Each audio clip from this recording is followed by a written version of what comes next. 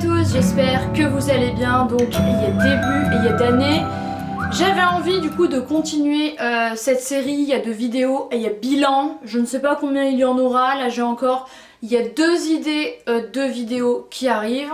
Mais cette fois-ci j'avais envie de vous présenter mes 10 coups de cœur de la rentrée littéraire automne il y a 2024, parce qu'au moment où la vidéo sort, nous sommes en janvier, il y a une nouvelle rentrée, il y a littéraire, celle, il y a d'hiver, alors que je n'ai pas encore fini de lire les livres que je voulais de la rentrée littéraire. Il y a d'automne, je ne comprends pas pourquoi elles sont aussi rapprochées, sachant qu'il y a 470 sorties pour celles il y a d'automne, bien moins bien sûr pour celles il y a d'hiver, mais j'ai pu en lire qu'une trentaine à peu près sur celles il y a d'automne. J'en ai plein ici en bas qui m'attendent, mais je ne peux pas les lire, enfin c'est pas que je ne peux pas, mais j'avais plutôt envie de prioriser celles il y a d'hiver. Du coup bref, pour cette vidéo là j'avais envie de vous faire un récap de mes 10 coups de cœur de la rentrée littéraire il y a d'automne. Il y avait vraiment des très bonnes sorties, en plus c'était la première rentrée littéraire que je faisais en tant que libraire et j'ai vraiment découvert des pépites et notamment des livres dont on parlait assez peu sur les réseaux, parce que ce n'était pas Gaël Faye, ce n'était pas le Goncourt, et du coup ça m'a fait plaisir de pouvoir parler un petit peu de ces titres que j'ai jugés vraiment intéressants à mes clients, à leur recommander, etc. Donc on commence cette vidéo et maintenant il me manque seulement un. Mais en gros la pile ressemble à ça, voilà. Ça a été un petit peu enfin, au début je voulais faire une vidéo avec 5 coups de cœur. Je me suis dit je ne vais pas me priver, 5 c'est... il y a beaucoup trop peu.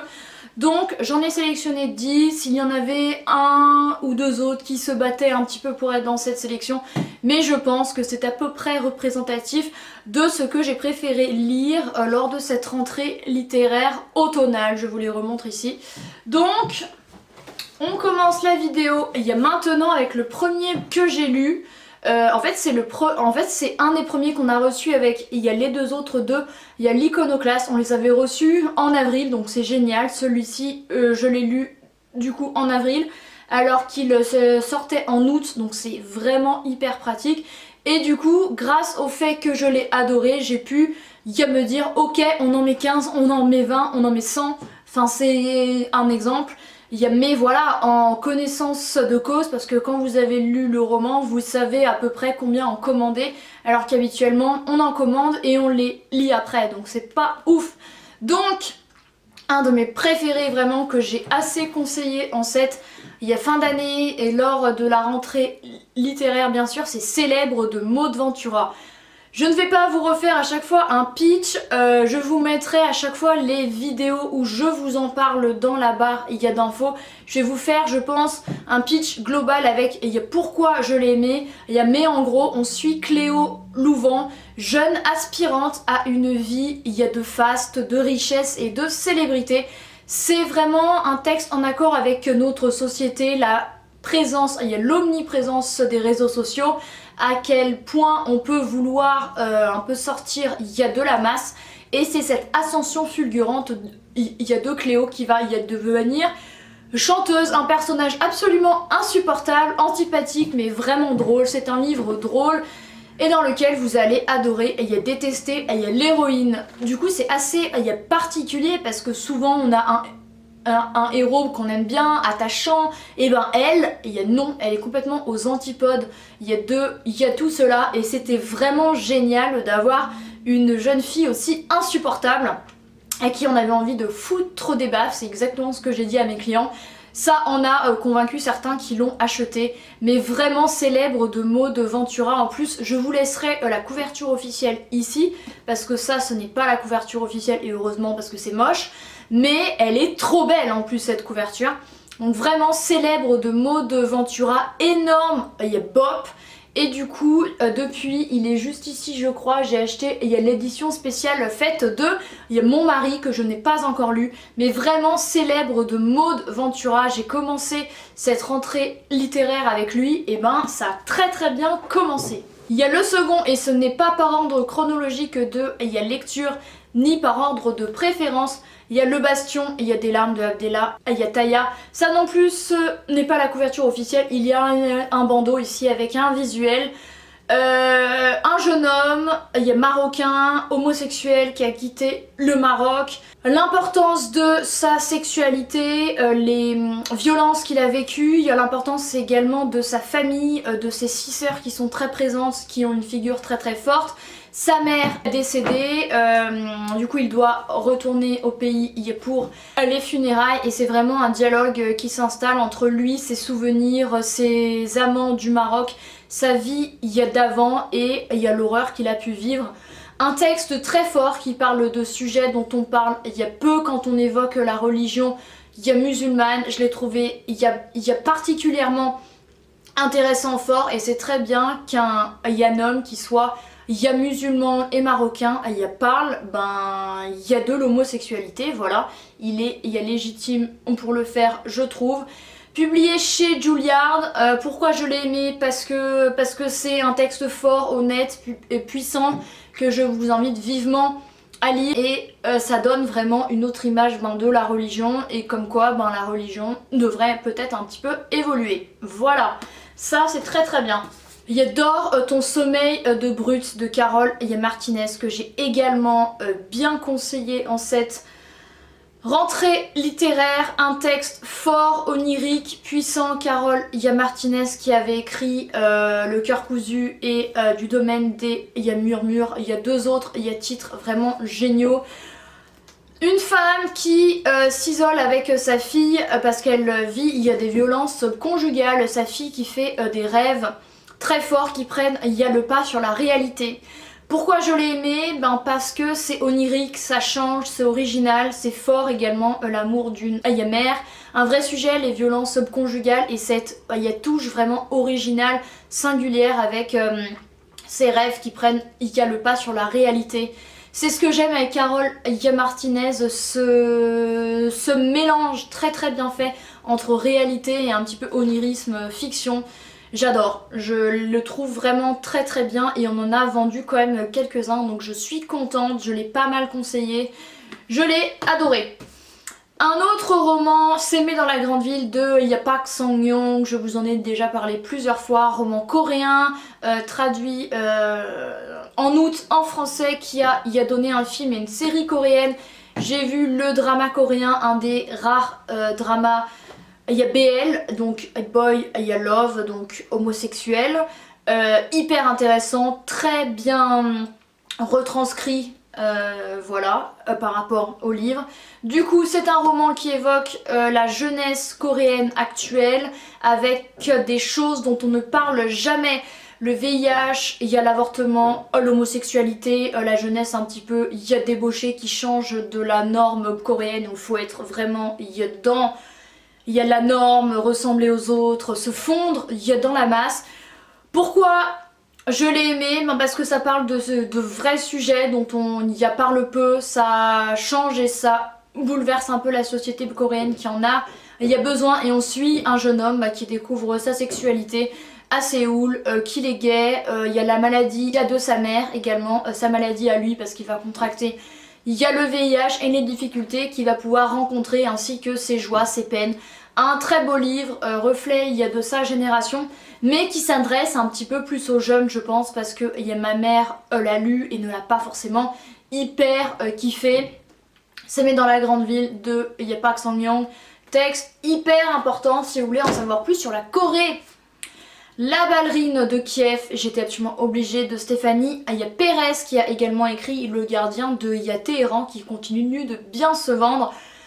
Stéphanie Pérez est grand reporter, ce livre-ci c'est la 3e fois que je le commande à la librairie, je l'ai particulièrement conseillé en cette fin d'année, je l'ai adoré, incroyable. En Ukraine, un couple de danseurs étoiles qui va voir leur vie complètement bouleversée à cause de la première bombe russe et de cette attaque russe sur leur sol ukrainien. Pourquoi je l'ai aimé? Parce que c'est un texte vraiment très très fort, plein d'espoir, beau, triste à la fois, qui m'a un petit peu rappelé cette situation affreuse qui se passe encore en Ukraine. Ça m'a un petit peu remis les idées en perspective. Il y a également de l'espoir, il y a la beauté, même s'il y a la mort, la guerre et l'horreur, vraiment un livre incroyable. Je pèse mes mots. La couleur noire, il n'existe pas de Greta Olivio, le premier roman de cette jeune fille qui est romaine, italienne, qui habite à Rome.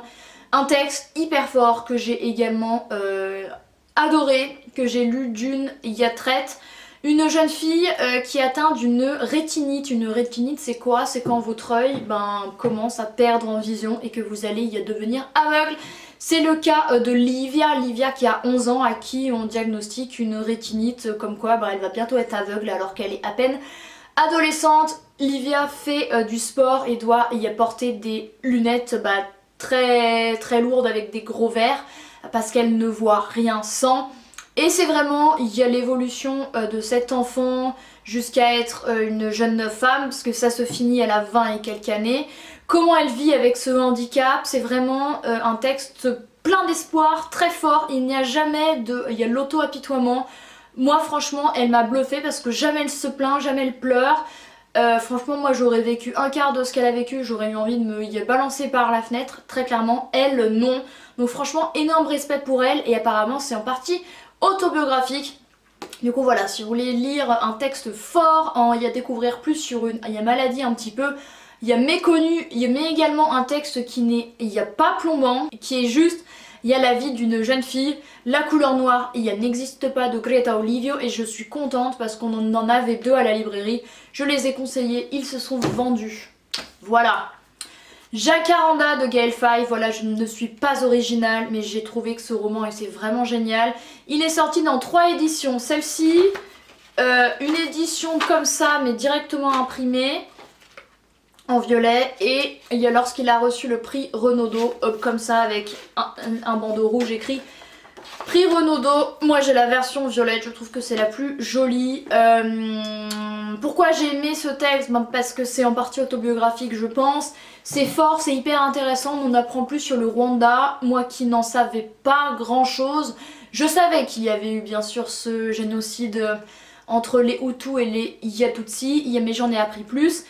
Ce n'est pas un texte hyper fort, hyper émouvant, où vous allez pleurer dans les chaumières, enfin du moins je n'ai pas trouvé, parce que c'est pas non plus complètement le récit de ce génocide, mais c'est vraiment celui d'un jeune homme qui essaye de trouver sa place, issu d'une double culture, qui en apprend plus sur la culture de sa mère étant rwandaise, se rendant pour la première fois au Rwanda, et c'est un petit peu ce choc culturel, lui français qui arrive dans ce pays qui est encore bien arriéré, si on peut dire, qui vit dans des conditions de vie très spartiates, et il y a l'évolution de ce pays, il y a l'amour de ce jeune homme pour ce pays où il va vouloir rester, c'est comment le Rwanda renaît de ses cendres, comment il évolue, comment la capitale se modernise. C'est génial, c'est sur la famille, c'est sur le devoir, de mémoire, ça évoque plein de sujets et c'est pas hyper triste, j'ai trouvé, et c'est bien de traiter un sujet aussi difficile de cette façon-là, sans que forcément on chiale absolument. Il est vraiment très beau. L'avant-dernier roman, c'est Badjans de Delphine. Il y a Minuit, très fin lui aussi, je l'ai lu d'une traite, un texte très très fort d'une jeune fille qui s'appelle Zara, 16 ans, iranienne, se battant pour ses droits, parce qu'on est tous au courant que l'Iran actuellement pour le droit des femmes ça pue la merde, voilà. Elles étaient très libres il y a 60 ans, 50 ans, et d'un coup, bim, voilà, ça fait... Il y a des décennies qu'elles vivent sous le joug de connards qui les a servis. Donc c'est son combat, c'est fort, il y a plein de phrases que j'ai notées pour les écrire ensuite dans mon article et en vidéo. C'est forcément un petit peu, comment on peut dire, en tant que femme c'est fort, c'est puissant et ça nous énerve forcément. Mais c'est un texte vraiment nécessaire je trouve pour en savoir plus sur la condition de la femme en Iran. On en apprend bien plus comment faire cohabiter la religion et comment dire, la religion qui vous a servi, enfin surtout la façon dont l'Iran l'interprète, comment être une femme, comment avoir quand même foi en Dieu alors que ce Dieu vous a servi, bref, voilà, c'est un texte hyper intéressant, très fort. que j'ai recommandé une fois à la librairie parce que je n'en y en avais plus. Lui aussi je le conseille, il n'y a pas sans arrêt parce que il est quand même assez difficile mais un texte vraiment génial. Il y a l'avant-dernier roman que je vous laisserai en photo ici que je n'ai il n'y a pas avec moi, c'est L'œil, il y a de la perdrix de Christian Astolfi. Un livre, il y a publié au Bruit du Monde, une petite maison, et il y a d'éditions qui se trouve à Marseille, que j'ai recommandé 2 fois, j'en avais pris 4, donc j'en ai vendu 5 ou 6. Un livre que j'ai adoré, que j'ai lu, Dune, qui parle d'une amitié entre Rosemary et Farida. Rosemary est corse, Farida est algérienne et elles se rencontrent dans le sud de la France dans les années 50. C'est vraiment le récit d'une amitié, c'est leur vie. Il y a leur intégration, leur rôle de mère et d'épouse. Bref, c'est un très joli roman dont on n'a pas suffisamment entendu y a parlé je trouve parce qu'il ne fait pas partie il y a des grosses presses, des grosses maisons etc. Mais de mon côté j'en ai parlé, j'ai vraiment voulu qu'il se vende parce que je le trouve très beau et récemment j'ai un homme qui voulait offrir un livre à une femme je crois et un livre sur l'amitié ou un livre avec que des femmes direct je lui ai dit ça. Du coup je vais faire en sorte là dans les mois qui suivent toujours en avoir au moins un exemplaire parce que c'est un livre qu'on peut conseiller facilement, c'est un beau livre, une belle histoire, donc voilà. Et le dernier roman que j'ai littéralement adoré, du coup je l'ai acheté, c'est un des rares que j'ai acheté parce que les autres c'est quasiment que des services de presse. Ouais, tous les autres je les ai eu gratuitement sauf celui-ci que j'ai acheté. Il y a La vie qui reste de Roberta Recchia, énorme coup de cœur, premier roman de cette italienne, publié chez Istia et compagnie. En plus la couverture est incroyable, franchement lui je pense qu'il aura l'Oscar de la plus belle couve parce qu'elle est ouf. Alors un roman émouvant, triste mais aussi avec l'espoir. On suit une famille qui vit la mort de leur enfant qui a 16 ou 17 ans qui s'appelle Elisabetta et sa cousine voit sa cousine se faire tuer sous ses yeux. Donc c'est comment la famille vit ce deuil, c'est la vie de Myriam après avoir vu cette horreur sous ses yeux, sa culpabilité, sa descente aux enfers, mais également un jeune homme qui va essayer de la remonter, de faire en sorte qu'elle aille mieux. Forcément c'est un livre triste, ce n'est pas celui que j'ai conseillé le plus parce que quand vous voulez un roman gay etc, c'est pas quelque chose qu'on peut conseiller. Pour autant j'ai dû en vendre quand même 6 ou 7, un peu plus, voilà, c'est pas un roman où on va en vendre des wagons je trouve parce que c'est un sujet difficile, mais je l'ai trouvé absolument incroyable, émouvant, touchant, addictif, voilà, ça c'est un très très beau roman que j'ai adoré. Et écoutez voilà, c'en est tout pour mes 10 coups de cœur de la rentrée littéraire, d'automne 2024. Je vous les remontre. Du coup vous avez pu le voir, il y a pas mal de diversité. Il y a littérature française et littérature étrangère. Il y a majoritairement littérature française parce qu'il y en a 1, 2, 3, 4, 5, 6, 7 de littérature française et 3 de littérature étrangère parce qu'il faut dire que la majorité des sorties est en littérature française, que mon rayon est la littérature française. Mais voilà, des gros coups de cœur que je vous invite vivement à découvrir. Il y a des redites, d'avec les livres que j'ai le plus conseillé cette année, vidéo que je vous laisse juste ici, mais voilà, c'est honnête, c'est des livres que j'ai vraiment adoré. Peut-être bien que je vous ferai le même genre avec 5 coups de cœur issus de cette rentrée littéraire hivernale 2025, parce qu'il y en a quand même quelques-uns qui sont sortis. J'en ai à lire, attendez, là... Ici là, j'en ai déjà lu un, j'en lis un second, donc voilà, à voir comment je vais faire ça. Merci d'avoir regardé cette vidéo, j'espère qu'elle vous a plu et moi je vous retrouve très bientôt dans une prochaine. Bye!